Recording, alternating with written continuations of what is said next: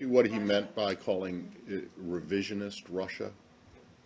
Revisionist Russia? Yeah, what does that mean? Well, the secretary? Yeah, Secretary Hagel. I think what he's referring to there is that that there appears to be in their intentions and their motives a calling back to the glory days of the Soviet Union. He also used that phrase, that its army, meaning Russia's army, on NATO's doorstep. Why is that?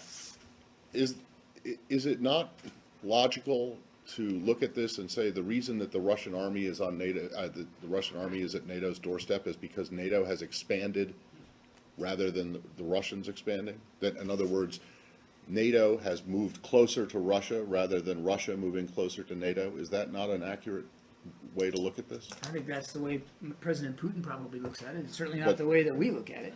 You don't think that NATO has expanded eastward toward Russia? NATO has expanded, Okay. and the expansion has been a good thing for. So the reason that the Russian army is at NATO's doorstep is not the fault of the Russian army, it's not the Russian army that's done it. It's NATO has moved closer to moved I'm pretty east. sure it wasn't NATO who was ordering, upwards of 15 battalion tactical groups to within 10 kilometers of the border with Ukraine, and I'm pretty sure it wasn't NATO who put little green men inside Ukraine to destabilize eastern I'm cities. pretty sure that Ukraine is not a member of NATO. So unless that's changed, It's not Okay. changed, but I'm So, pretty sure the movement by Russia is Russia's decision. if NATO has moved east, the reason that the Russian army is closer or on NATO's doorstep is because NATO moved, not NATO because is not an anti-Russia alliance. NATO is a security alliance.